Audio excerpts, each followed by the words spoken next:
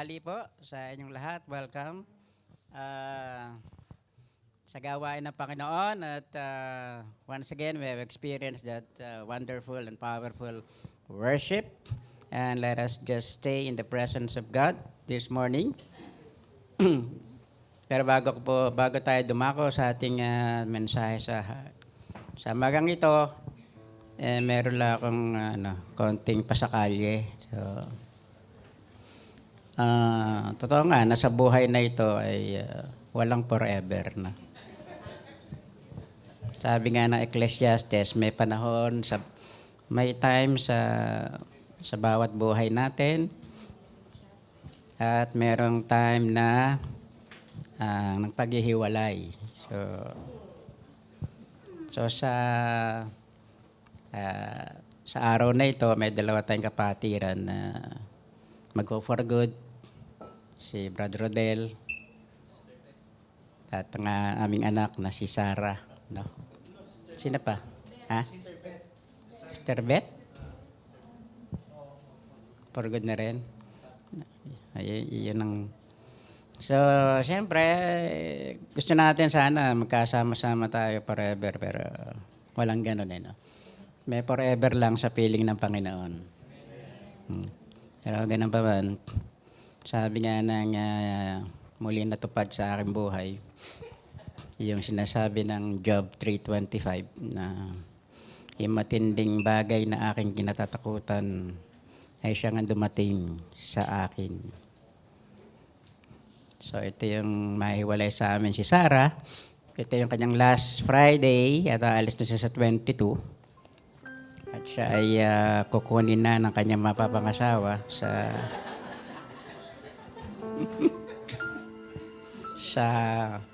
malayong bayan, malayong bansa ng Hawaii, no?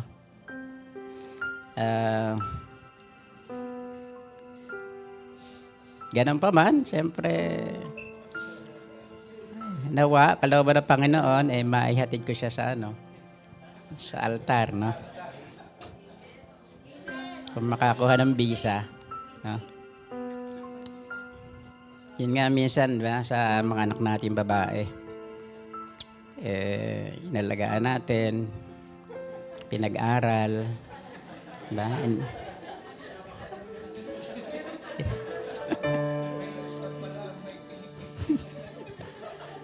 Diba? Iningatan, diba?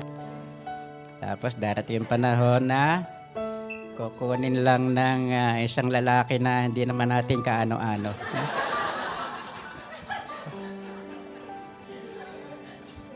Pero, yeah. Kaya nga, ganti-ganti lang ngayon So, yung naramdaman ng magulang nung kinuha ko yung asawa ko, yun din na nararamdaman namin. Pero syempre, masayang malungkot, diba? Parang hindi ako makatayo rito ngayon. Amen. So, ganun pa man. Ganun talaga buhay. Mag-move on. No? Just continue. At panalangin na lang natin na maging masaya siya rin sa piling ng kanyang mapapangasawa. Na sa pagkilala ko naman, sa tingin ko naman, mas mabait pa sa akin. Amen. Palakpakan po natin ang Panginoon. Tayo po darako na sa ating text sa umagang ito. Ito yung matagpuan natin sa Philippians chapter 2 verses 5 to 7. Philippians chapter 2, 5 to 7. Let the same mind be in you that was in Christ Jesus, who, though he existed in the form of God, did not regard equality with God as something to be grasped, but emptied himself, taking the form of a slave, assuming human likeness. Tayo po yumuko sandali at humingi ng gabay sa Panginoon. Ama namin Diyos, sa pangalan po ng Panginoong Yesus, sa gabay ng Banal na Espiritu. Panginoon, salamat po sa umagang ito na muli ikaw ay nasa aming presensya, nasa aming kalagitnaan sa mga oras na ito, Panginoon, where 2 or 3 are gathered together in your name, you are there in their midst. At salamat po sa mensahe na inihanda mo sa amin sa umagang ito, na ikaw nga po ang magbukas ng aming mga isipan at mga spiritual na pangunawa, Panginoon, na tunay nga na maunawaan namin na maliwanag ang iyong pong mensahe na nais mong ipahatid sa amin sa umagang ito. At ngayon pa lamang po nagpapasalamat na kami sa tagumpay po ng iyong mensahe na inihanda mo po sa amin sa araw na ito. At muli, Ama, sa namin binibigay lahat ng pasasalamat, papuri at karangalan sa matamis at makapangyarihang pangalan ng aming Panginoong Jesus. Lahat tayo magsasabi ng Amen. The title of our message this morning is To what extent did Jesus operate in His deity while on His earthly mission? To what extent? Kumbaga na-exercise ng Panginoong Jesus yung kanyang divine attributes nung siya ay nagmi-minister dito sa lupa. This is also a theological teaching, doctrinal teaching, na sabi nga nung kanta natin, di ba, the Lord Jesus Christ is beautiful beyond description at beyond comprehension. Kung ang Trinity, it's beyond our comprehension, no? We cannot explain it, but it is clearly stated, no, implied in the Word of God from Genesis, from the Old Testament to the New Testament, that there is one God existing in 3 persons, the Father, the Son, and the Holy Spirit. At ganoon din dito naman, with pertains to the Lord Jesus Christ, this doctrine is that Jesus is 100% God and 100% man. No? So hindi siya yung 50% divine nature, 50% human nature. So it is at yung dalawang nature na yun, kumbaga one person with 2 nature, the divine nature and the human nature. So hindi nagmi-mix. Hindi natin ma-explain yan, di ba? Hindi nagmi-mix yung dalawang nature na yon, no? It operates independently. Katulad nga ng ating binasa sa ating text. Sabi ron, di ba? Though He was God, no? He did not regard equality with God as something to be grasped. Ibig sabihin nito, something to be taken advantage of. But He emptied Himself, taking the form of a slave, assuming human likeness. So ang word dito, ang keyword dito is, sa kabila ng He existed, no, together with the Father, with the Holy Spirit, no, they are eternal, without beginning. Andun siya kasama ng Ama, marangya, kumbaga napakarangya ng kanyang kalalagayan. He is above all principalities and all powers. He is ruling, no? He is the creator of the universe. Pero ang sabi rito, di ba, He did not regard that equality with God. Kasi alam naman natin, the doctrine of the Trinity ay equal, di ba? Same nature, same God. They are equal. But He emptied Himself. Ano ibig sabihin ng He emptied Himself? The most simplistic way of explaining this emptying of himself, yung he set aside his own life. Isinesantabi niya yung kanyang interest, yung kanyang buhay, to do the will of the Father through the power of the Holy Spirit. So yun ang ibig sabihin ng he emptied himself. He humbled himself totally. From the highest na napakataas na kalalagayan, ibinaba niya yung kanyang sarili sa napakababang kalalagayan. Nasabi nga rito, the form of a slave. Ang slave, ang pinakamababang uri ng tao, no, sa sosyalidad nung panahon na yon. So ang kinuha niya, no, namuhay siya rito sa lupa bilang isang slave, mga servant.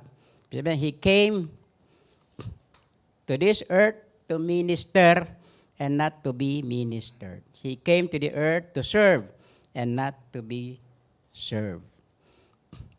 At hindi lamang yon, binigay niya ang kanyang buhay. He suffered on the cross for each and every one of us. So yun ang emptying of himself. Pero hindi nawala. Hindi nabawasan ang kanyang pagka-Diyos. No? Nung naging tao siya, his being God did not diminish. Andun pa rin yun. Yung kanyang godly nature, divine nature, all the divine attributes, andun pa rin sa kanya yun. Actually, etong nung naging tao siya, he takes the form of human nature. Ibig sabihin, addition to eh. Hindi nabawasan yung kanyang pagka-Diyos, but he added to his divine nature, human nature. Bakit kailangan niyang gawin yon? Dahil ang ililigtas niya ay mga tao. At para mailigtas niya ang tao, kailangan siya ay maging tao. Kaya nga sabi ng Hebrews 4:15, he can empathize with us, with our weaknesses, because he also was tempted in all points as we are, yet without sin. No? Kung ano yung naranasan natin, naranasan din niya. But he did not succumb to sin. He is holy, he is perfect. He lived 33 and a half years dito sa mundo without committing a single sin kahit na sa kanyang isip o sa kanyang gawa. Sa Tagalog kasi, pag binasa niyo yung he emptied himself, hindi lang kasi ma-translate talaga ng word for word. Ang nilagay kasi sa Tagalog, hinubad niya. Di ba, no? Hinubad niya ang kanyang pagka-Diyos. Which is improper, kasi pag hinubad, saan kaya sinampay?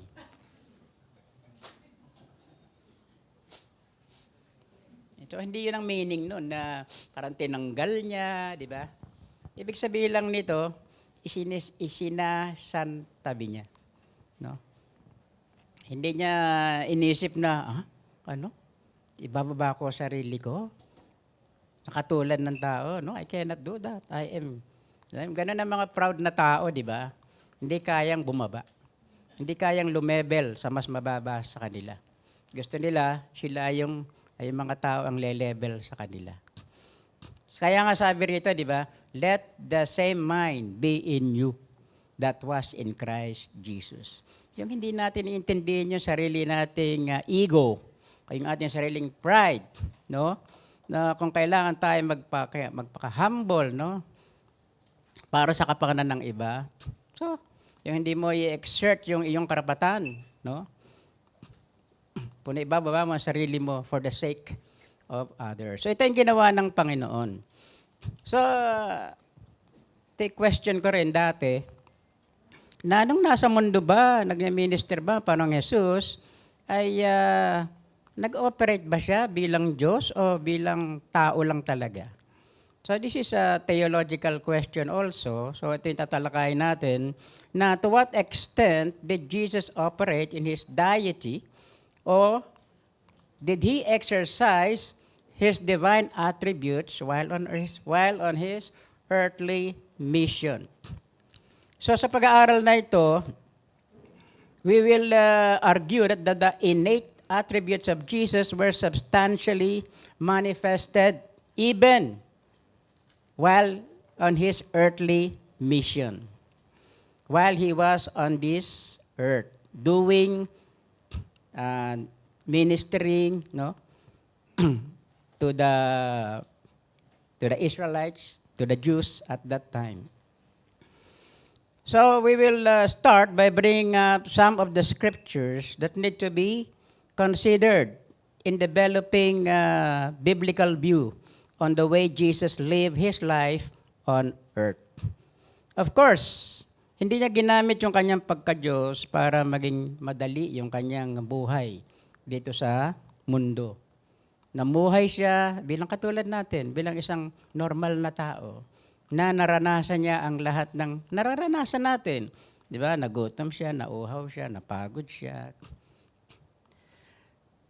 Na sabi nga, na-tempt siya, nabasa natin naman temptation, na Satan sa kanya.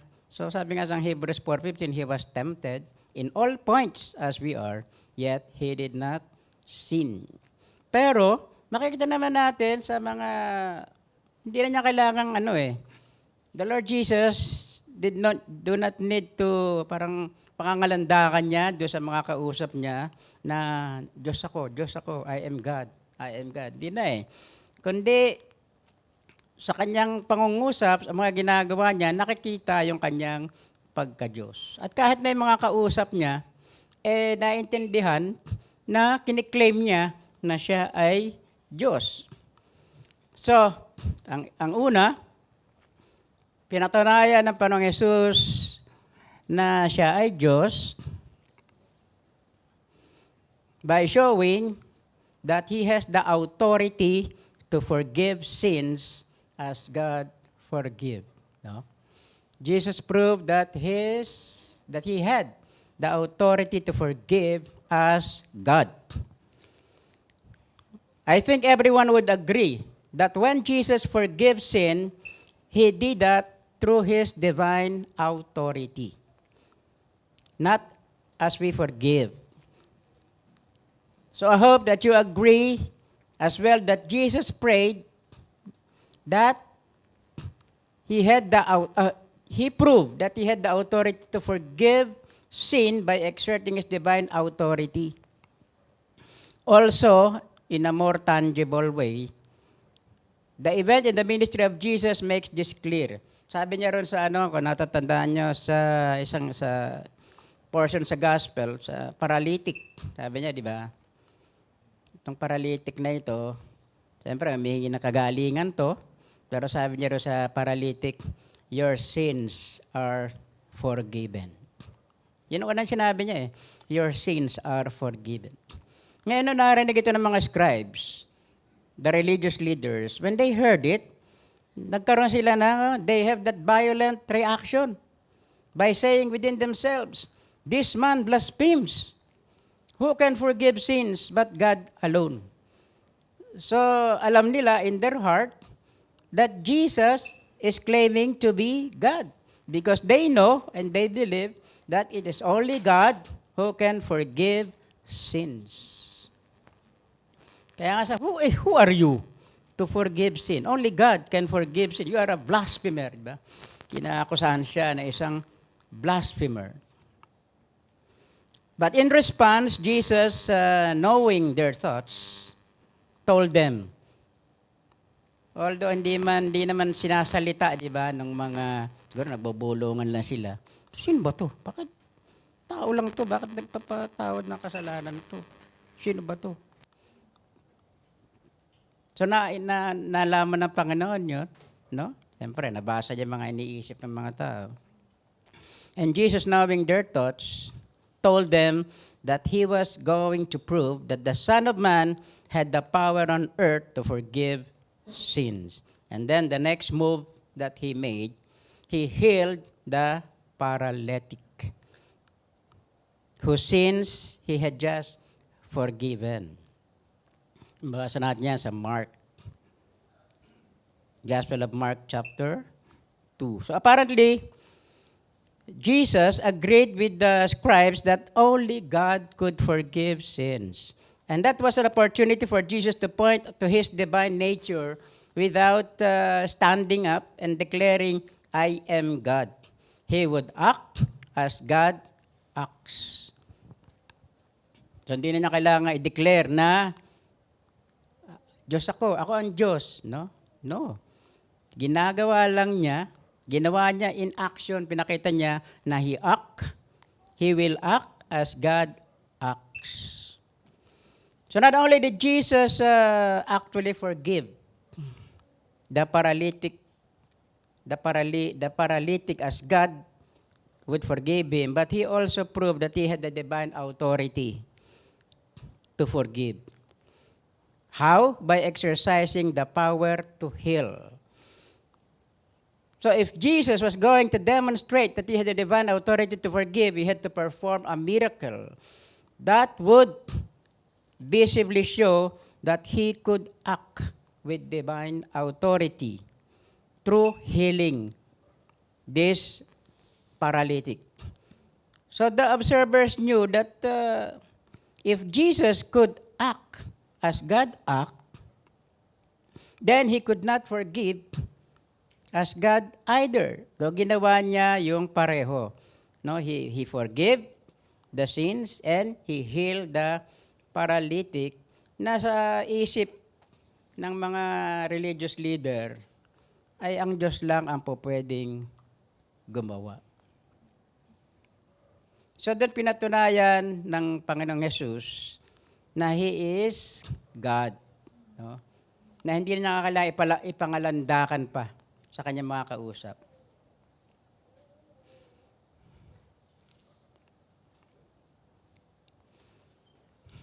Pangalawa, Jesus manifested His divine glory by His miracles. The Apostle John knows that Christ's demonstration of power as God was not limited to His healing of the paralytic, but John comments on Jesus' miracle of turning water into wine at the wedding of Cana. Ito yung miracle, ng kanyang first miracle, di ba? Sa wedding in Cana. Kaya nga sabi nung iba, pwede palang later na ang kasal. Di ba? Kasi dito sabi, di ba, sa Tagalog, yung kasalan sa Cana.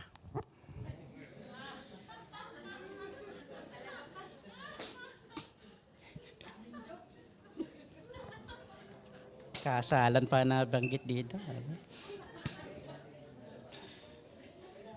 Di ba?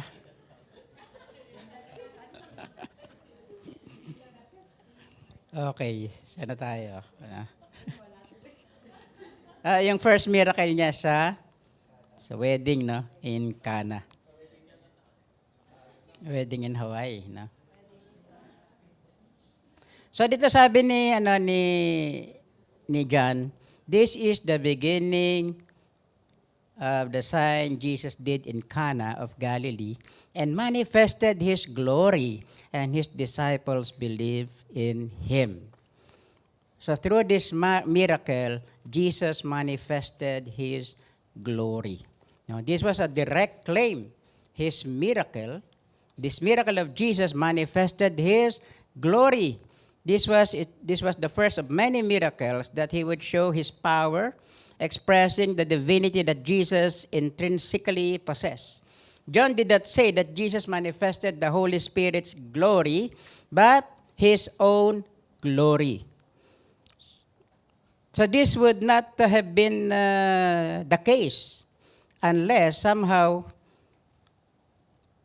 His work came from His own divine nature and not only by the power of the Holy Spirit of the Father. So makita natin sa gospel kasi, we should separate yung kanyang pagiging tao. He operates sometimes in the human nature and sometimes in His divine nature. Dapat maano natin yun ma-distinguish natin sa ating pag-aaral ng gospel. No? Kasi yung iba kaya nalilito, pinaghahalo-halo nila.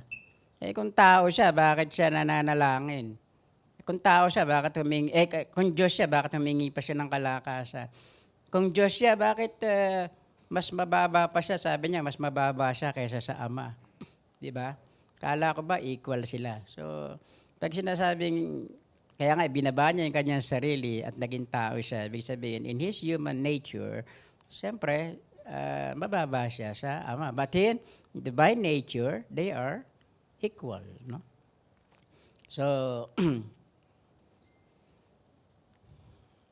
so He did it through His divine power, through His divine nature. Sabi nga ni John, we beheld His glory as the glory of the only begotten of the Father, full of grace and truth. One of the way that the disciples saw the glory of the Son was through the miracle Jesus did as He displayed His divine power. Pangatlo, Jesus is identified as God because He acts as God acts. So, in-identify niya, pinapakilala niya kanyang sarili bilang Diyos, kahit na nasa mundo siya, dahil umakto siya, kumilos siya, tulad ng kung paano kumilos ang Diyos. Sa Matthew 14, the story is told of Jesus walking on the sea. Naalala niyo yun? Siya ay lumakad sa dagat, sa gitna ng dagat. Then, helping Peter walk on the water and instantly causing the storm to cease. Di ba may bagyo nun eh. Malakas yung hangin, malakas yung alon, takot na takot yung mga disipulo. At meron sila nakita na lumalakad sa dagat, no, sa babaw ng tubig.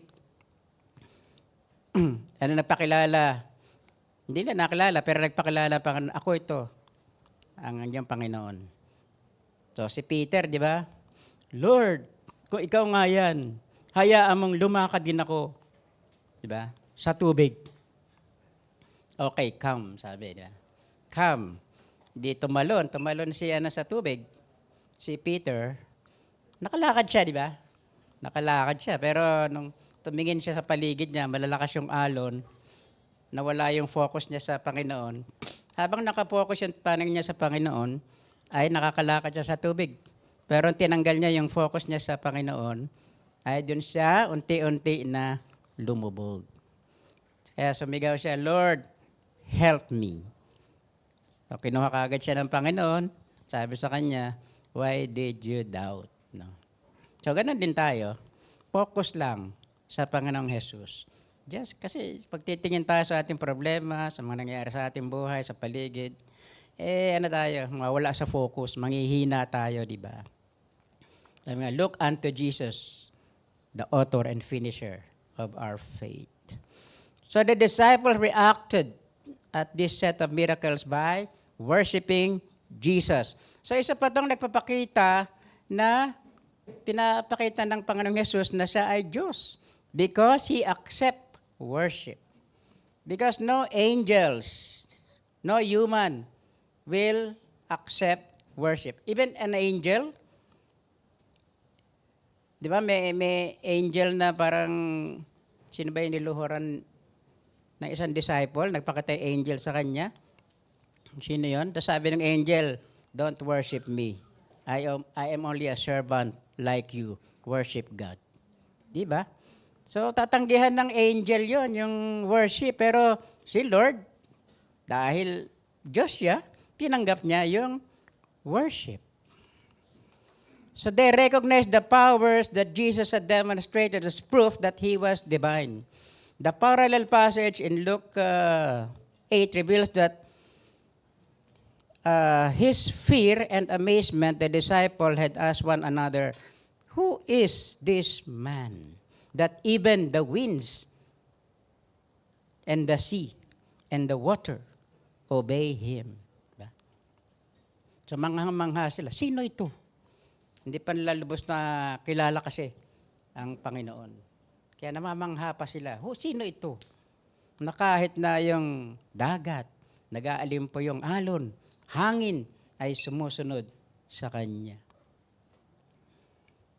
Tayo ba? May tao bang makagawa ng ganon? Na mabagyo. Sabi mo, stop. Meron ba?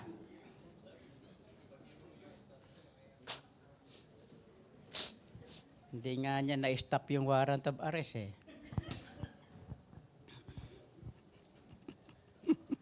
Pero naniwala ba kayo? Kasi kaya raw patuloy yung pagbaha sa atin, mga bagyo hindi matigil. Dahil kinulong daw si Kibuloy na. Yun ang pinapakalat ng mga KOJC. So walang taong ganon, no? Na po pwedeng sumunod sa kanya yung kalikasan. Only God has the control of nature. So dito pinakita ng Panginoon that He has that divine authority. So itong story na to, this is the clearest example so far in the narrative of Matthew that Jesus has the same power and authority as Yahweh exercises. If this is so, it is further confirmation that Jesus really is the Holy One of God in their midst. The one who gathers his people and who is Lord of all. He has divine identity because he acts as God will act. Let's keep the last statement in this mind as we discuss this issue. If Jesus is simply operating as human in the power of the Spirit, as some have said, then he is not really acting as God acts any more than he would. If he were only controlled by the Holy Spirit and did great things of God, so thus it would not be a true that Jesus is the divine identity because he acts as God. So pinapakita lang dito na Jesus is God because he acts as God acts. Sa pangapat, Jesus claims to do what? Pangatlo na ba yan? Pangapat. Jesus claims to do what the Father does.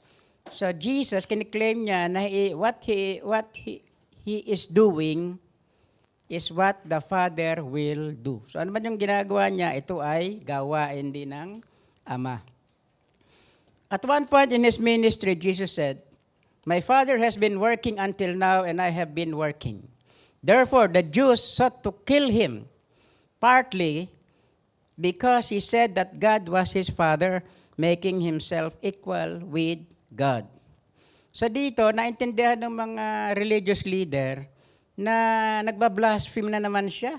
Kasi sabi niya, ang aking ama, kasi naintindihan ng mga Hudyo, kung sino yung amang tinutukoy niya, siyempre yung Diyos, na kinikilala nila sa Old Testament.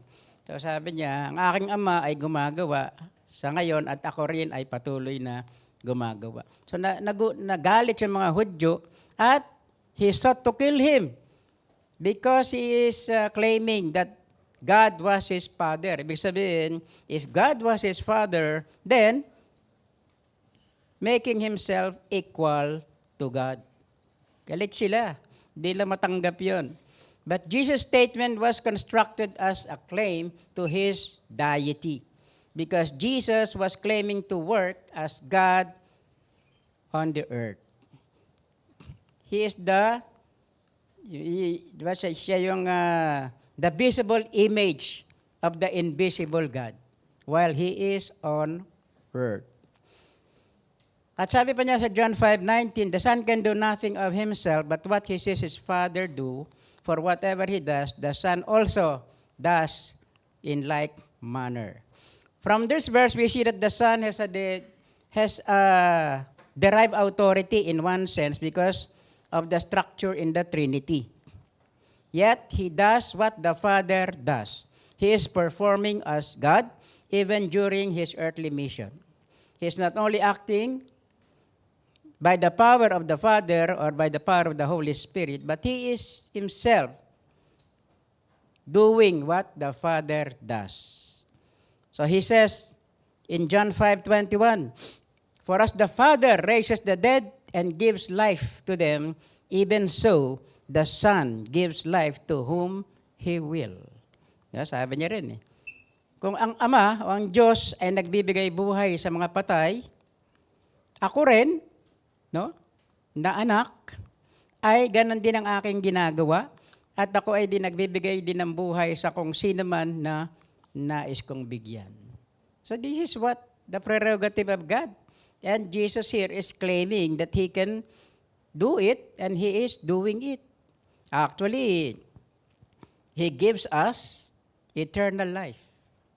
Amen? Sinong tao po pwede magbigay ng eternal life? No one. Only the Lord Jesus Christ can give eternal life. So Jesus claimed to have the same power as God the Father. And He claims to be using His power in raising the dead to life. So we have read in the Gospel na Jesus raised, meron siyang ilang patay, di ba? Ilang patay na binuhay. Ilan yung binuhay niyang patay sa Gospel? Ang pinaka-famous si Lazarus. Meron pa yung bata, di ba? Ilan ba? 3 ba? Di ba? Only God can do it. So siya rin, ginawa niya yon.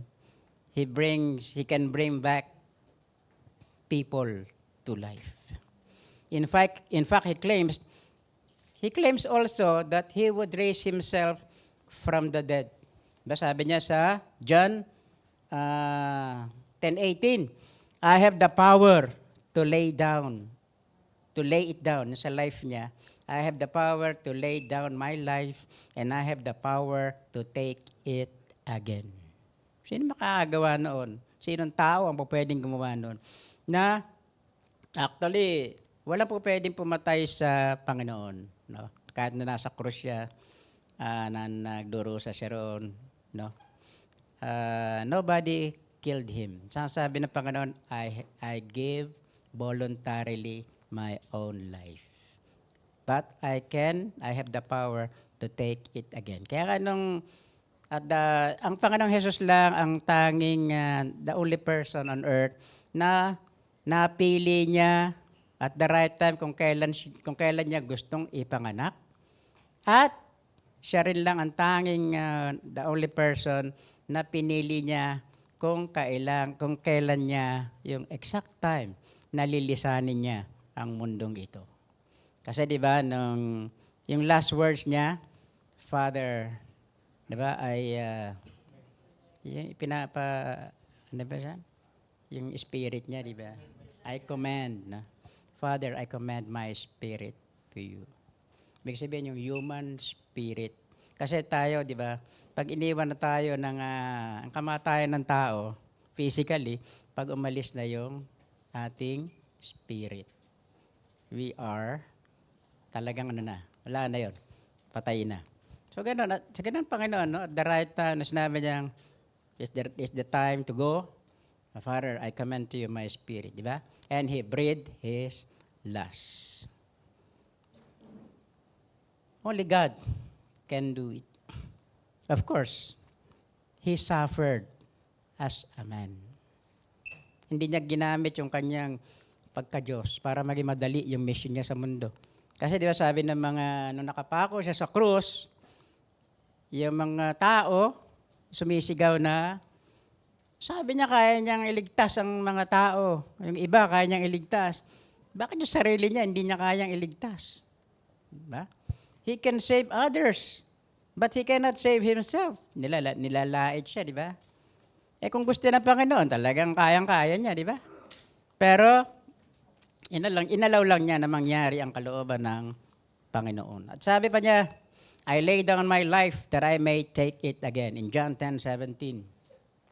At sa John 2:19, destroy this temple, and in 3 days, I will raise it up. So speaking of His physical body, di ba? After 3 days na namatay siya, He raised up, no? Nag-resurrect siya. So Jesus had the power to raise Himself from the dead and predicted that He actually would resurrect Himself.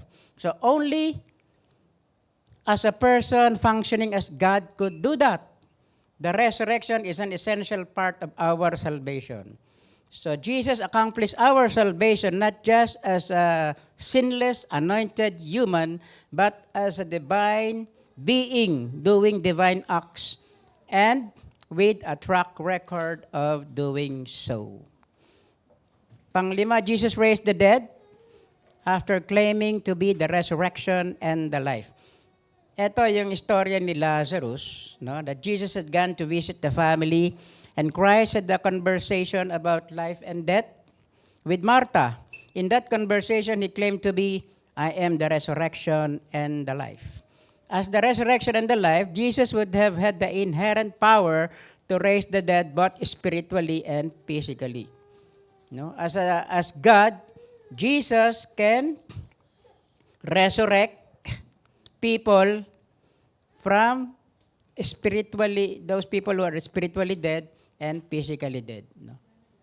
But right now, tayo nagkaroon ng resurrection because He resurrected our spirit. Na dati, patay sa harap ng Panginoon. Dahil sa Panginoon, tumanggap tayo, binuhay niya yung ating espiritu. But of course, physically, He can do that, pero hindi naman niya laging ginagawa yun, di ba? So we see the story of Jesus, that the resurrection power to raise Lazarus from the dead, He had claimed to be the resurrection and the life. No person, no people in this earth will claim that I am the resurrection and the life. Diba? Pag may narinig kang gano'n, ay, dali na sa mental yan, tililing na yan, di ba? Di ba? Ako ang daan, di ba?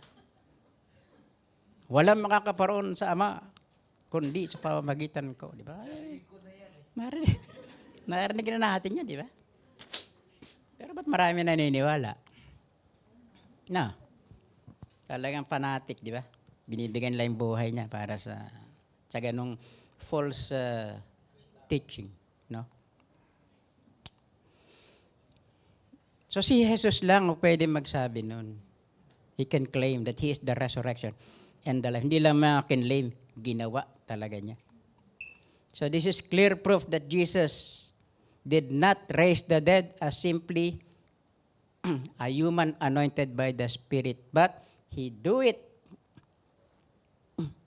by showing that He has the divine authority to perform this kind of miracle.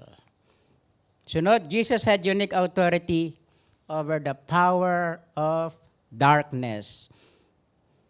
Pinakita na Panginoong Jesus na siya bilang Diyos ay may authority laban sa kadiliman. No? Kapangyarihan ng kadiliman. Meron akong narinig niyo yung si Harry Roque, no? Kung meron siya sinabi doon sa EDSA na hindi na ito laban ng Duterte at Marcos, no? Ito ay laban na ng kadiliman, di ba? Laban sa, sumagot naman yung mga tao, kasamaan. Mali. Laban daw ng kadiliman, laban sa kasamaan. Pareho rin ba? Saan kayo? Kadiliman o kasamaan? So he showed he has the authority over the power of darkness. Even the highest rank angels do not have the authority that the Son of God has.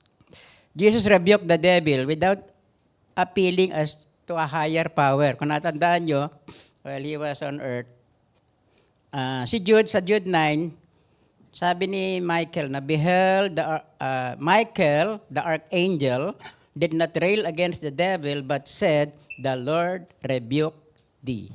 Di ba? Story nito, kung gustong kunin ng devil, yung body ni Moses, no? Doon sa bundok. Ngayon, nirebuke siya sinansala siya ni Michael, pero ni Michael, archangel, pero hindi sa sarili niyang sabi niya, The Lord rebuke thee. No? The Lord rebuke you. But think about another confrontation of Jesus with the force of darkness. The demons who spoke through the the demoniacs at the tombs recognized Jesus. Papalapit pa lang si Jesus, he exclaimed, "What do you want with us?" Kasi legion yung nando sa tao, di ba? Legion, 3,000 demons. Nasa isang tao lang 3,000 demons. Legion. So sabi nila, "What do you want to do with us, Son of God? Have you come here to torture? To torture us before the appointed time?" So nakilala nila Panginoon na ito yung anak ng Diyos. Ano gagawin mo sa amin? Naparito ka ba para i-torture na kami? Wala pa. Hindi pa naman namin oras Diba? Then Jesus cast the demons out. Nakiusap naman, di ba? Do not, para wag mo na kami padala muna sa impyerno. No? Kita nyo? Mga demonyo nga ayaw sa impyerno, no? Nakiusap sila Wag muna, Lord, wag muna. Pinagbigyan naman sila, di ba? Saan sila pinadala ng Panginoon? Mayroong mga babuyan doon, mga 3,000 na baboy. O sige, diyan na kayo. Sumapi na kayo sa baboy, no? Di ba? Ngayon, nung sumapi yung mga espiritu doon sa mga baboy, ayaw ng mga baboy. Ginawa ng mga baboy, kahit masapian sila mga espiritu, magpakamatay na lang sila. Diba, nagtalo na sila doon sa cliff. Patay sila lahat. Di ba? Pakita nyo, kahit na baboy, ayaw sa diablo. No? Yung diablo, ayaw sa impyerno. No? So he cast the demons out, and the demons certainly recognized the unique divine power that Jesus exercised as the Son of God. Kilala nila, di ba? Kung sino? Si Jesus. So Christ worked miracles by Paul through the power of the Spirit. So ibang examples, tulad ni Paul, sabi niya, I have whether I may glory through Jesus Christ in these things which pertains to God, for I will not dare to speak of any of those things which Christ had not wrought by me, to make the Gentiles obedient by word and deed, the mighty signs and wonders by the power of the Spirit of God. So Christ works through Paul, through the power of the Spirit. Dito involved na si nandun na sa heaven kasi si Lord, di ba? Ngayon nag-work siya sa mga disciples through the power of the Holy Spirit. So active din yun yung Trinity, the Father, the Son, and the Holy Spirit, sa pagkilos sa buhay ng isang mananampalataya. And notice that Christ worked by Paul through the power of the Spirit. So this is the key passage in striking the balance, the issue of whether Christ operated in the deity of the miracles while on earth. Paul said Christ was using him to work miracles through the power of the Holy Spirit.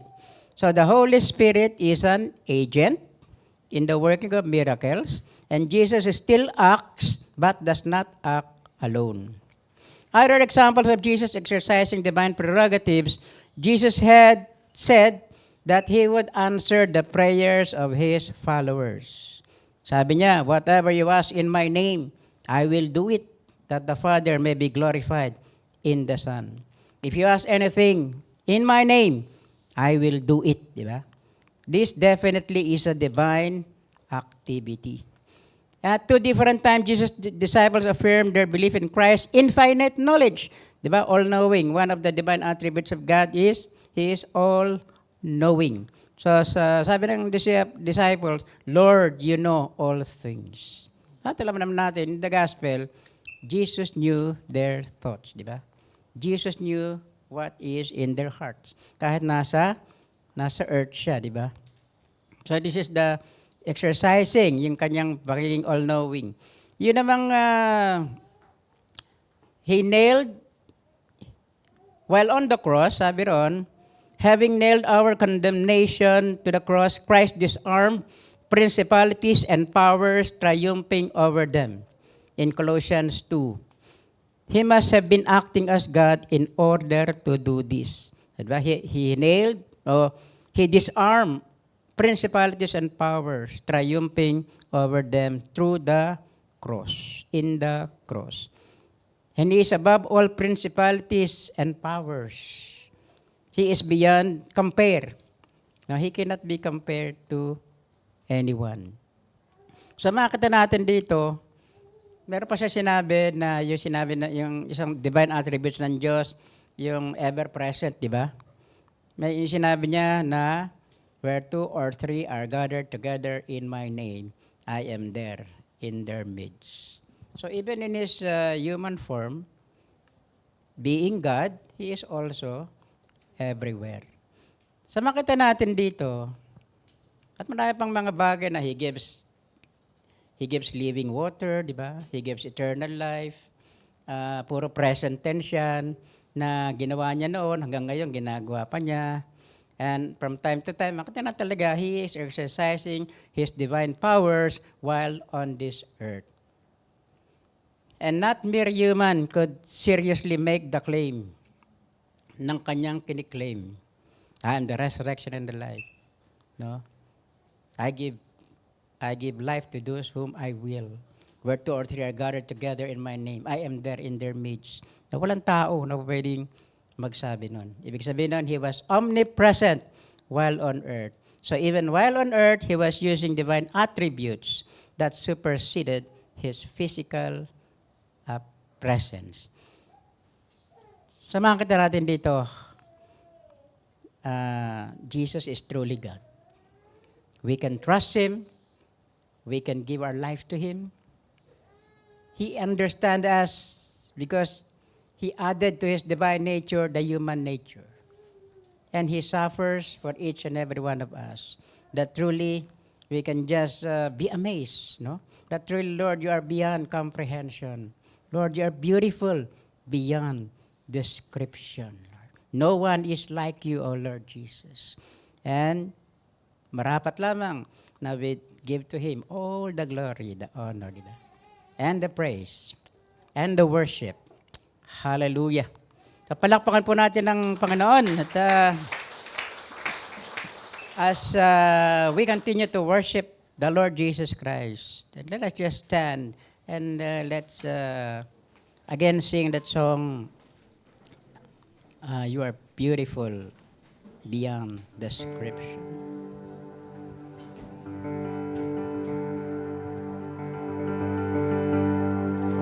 Hallelujah, Jesus.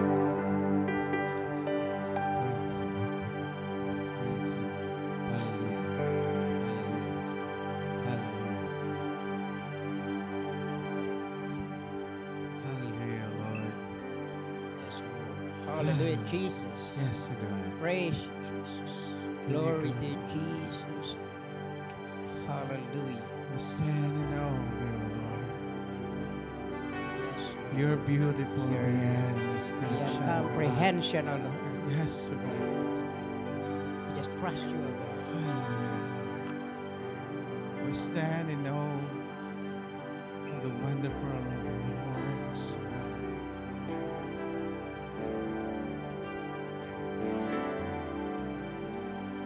Beautiful beyond description. Yes, God. So marvelous, so wonderful, Wonderful for for comprehension, like nothing ever seen. You are beautiful, what beautiful we are. Description, so marvelous, so marvelous, oh, so wonderful for comprehension, like nothing ever seen or heard. Who can grasp Your infinite wisdom?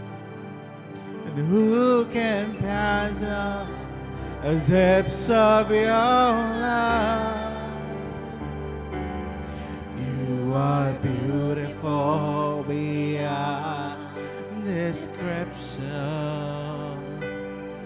Majesty and all above. And I stand in awe. Yes, oh God. I stand in awe of you, holy God, to all praises due. I stand in awe of you.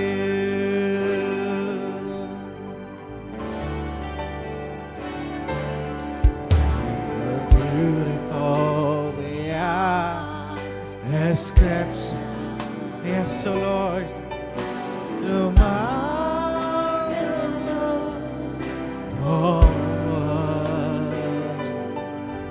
to wonderful comprehension,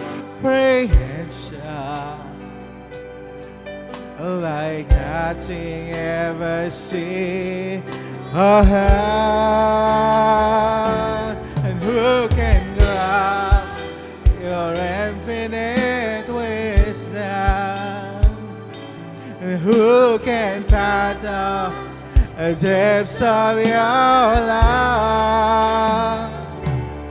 You are beautiful beyond description.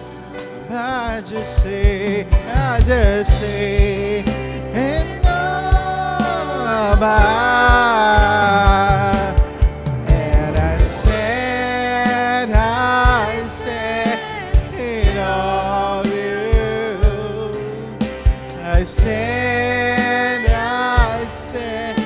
in awe of you, holy God, to our praises to. I stand in awe of you, and I stand, yes, the Lord, in awe. We stand in awe of you, stand, I stand in awe of you, holy God, to our praises to. I stand in awe of you, and I stand in awe, and I stand in awe of you, holy God, to our praises to. I stand in awe of you.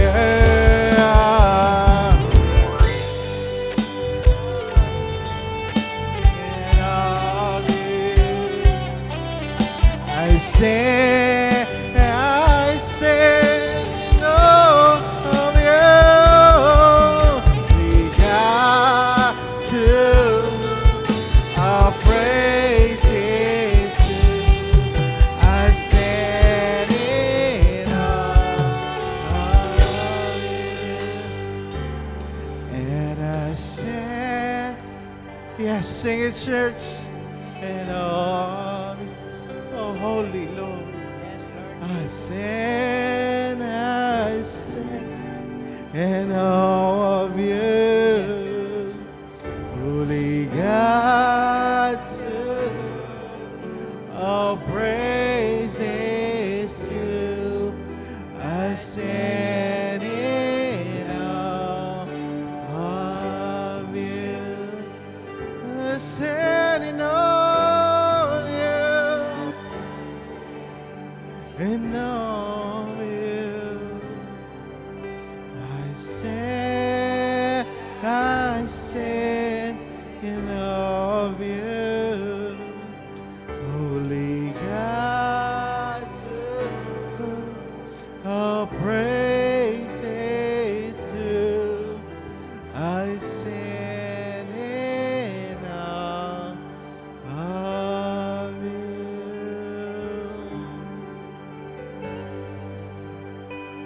Hallelujah.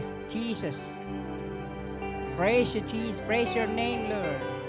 Glory, glory to you, O God. You deserve, Lord, to be worshipped, Lord Jesus. You deserve all our adoration, O God. Hallelujah. There's no one like you, Lord Jesus. And no one will ever be, O God. You are incomparable, Lord Jesus. Hallelujah. You are our beautiful Savior, O God. Yes, Lord, you are beautiful without description, O God. You are beyond. You are wonderful for comprehension, Panginoon. Hallelujah, Jesus.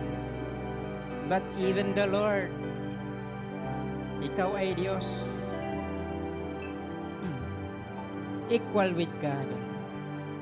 You humbled yourself, O God, and become like us upang kami abutin sa aming kahinaan, O Lord.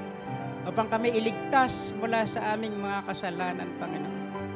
Lord, Ikaw lang po, Panginoon, ang po pwede magbayad ng aming kasalanan.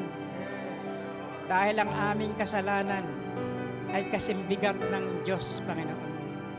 At dahil Ikaw, Diyos, O Lord, na naging tao, Panginoon, meron ka pong authority, O God, na bigyan kami ng kapatawaran sa aming mga kasalanan, Panginoon. Lord, yes, we receive your forgiveness of our sins, O God. At hindi lamang you forgive us, Panginoon, that you continue to help us every day na makapamuhay ayon po sa iyong kalooban, Panginoon, through the power of the Holy Spirit, O God. Yes, Lord, we will be forever grateful, Panginoon, to what you have done for us and continue to do for us and will continue to do for us in the future, O God. Kaya, Panginoong Jesus, you are the same yesterday, today, and forever, O God. Hindi ka nagbabago, Panginoon. Kaya, Lord, we just trust you, O God. We just give our life to you, Panginoon.